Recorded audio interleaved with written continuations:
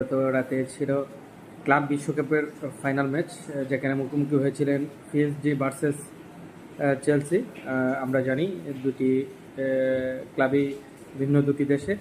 Chelsea হচ্ছে ইংল্যান্ডের একটা সুনামধন্য ক্লাব, অপরদিকে ফ্রান্সের সেরা ক্লাব হচ্ছে পিএসজি, যেখানে দুই চিরপ্রতিদ্বন্দ্বী মুখোমুখি হয়েছিলেন, যেখানে শেষ হাসিটুকু হেসেছেন চেলসি। যদিও আমাদের ধারণা ছিল পিএসজি চ্যাম্পিয়ন হবে। পিএসজি লাস্ট সেমিফাইনালে রিয়াল মাদ্রিদকে 4-0 ব্যবধানে হারিয়েছিলেন।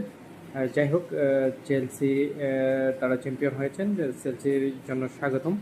তারা হয়তো ভবিষ্যতে আরও ভালো কিছু করতে পারবে, সে আশা আমরা করছি।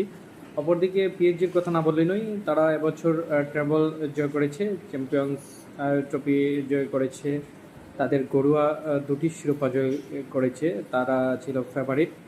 লুইস এনরিক, যিনি দ্বিতীয় কোচ হিসেবে দুটি ভিন্ন ক্লাবের হয়ে ট্রেবল জয় লাভ করিয়েছেন।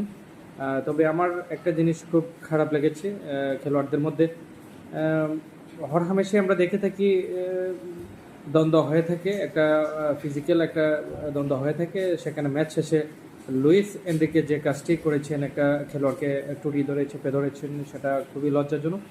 এটা আমরা কখনোই কামনা করি না লুইস এনরিকের মতো একজন নামি দামি ক্লাবের কোচ থেকে।